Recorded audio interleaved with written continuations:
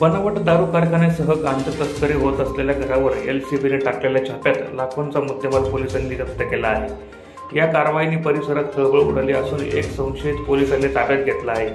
देवपुरातील वाडी बोकर जवळील सुशी नाल्यावरील एका घरात बनावट दारू बनवण्याचा कारखाना सुरू असल्याची माहिती स्थानिक गुन्हे अन्वेषण शाखेचे पोलीस निरीक्षक श्रीराम पवार यांना मिळाली।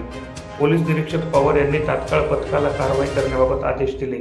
पथकाने सदर ठिकाणी छापा टाकला असता बनावट दारू बनवण्यासाठी लागणारे स्पिरिट, काचेच्या बाटल्या, बुच असे साहित्य मिळून आले। दरम्यान दुसऱ्या बाजूच्या घराची झाडाझडती घेतल्याने त्या ठिकाणी मानवी मेंदूवर विपरीत परिणाम करणाऱ्या गांजाचा मोठा साठा मिळून आला। यावेळी वाल्मिक पाटील नामक संशयितला पोलिसांनी ताब्यात घेतले।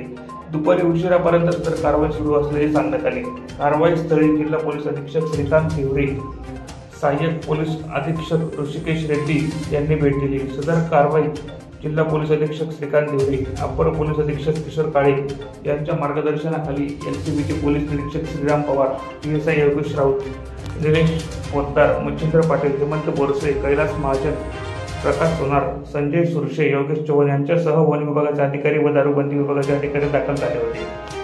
त्यांना इन्फॉर्मेशन मिळाली की त्या ठिकाणी मोठ्या प्रमाणामध्ये गांजा फ्रेश करून ठेवलेला आहे।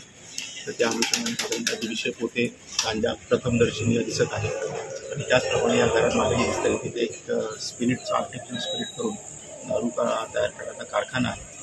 तर तो देखील आपण सीज करत आहोत। म्हणजे प्राथमिक आहे। आता पुढील तपासामध्ये अजून आरोपी निष्पन्न होते आणि एक्झॅक्ट किती किलो गांजा आहे त्याची मार्केट व्हॅल्यू काय आहे हे नंतर आपण निष्पन्न करू। साधारणतः हा 15 करोडच्या वरती हा साधारणतः मुद्देमाल येईल आणि हा बाकीचं जे आहे दारू वगैरे कारखाना त्याचा आता आपण काढू। बक्षीस वगैरे देणार आहेत कामगिरी आता चांगलीच कामगिरी। प्रतिनिधी सुनील निकम, माझा महाराष्ट्र न्यूज, धुळे।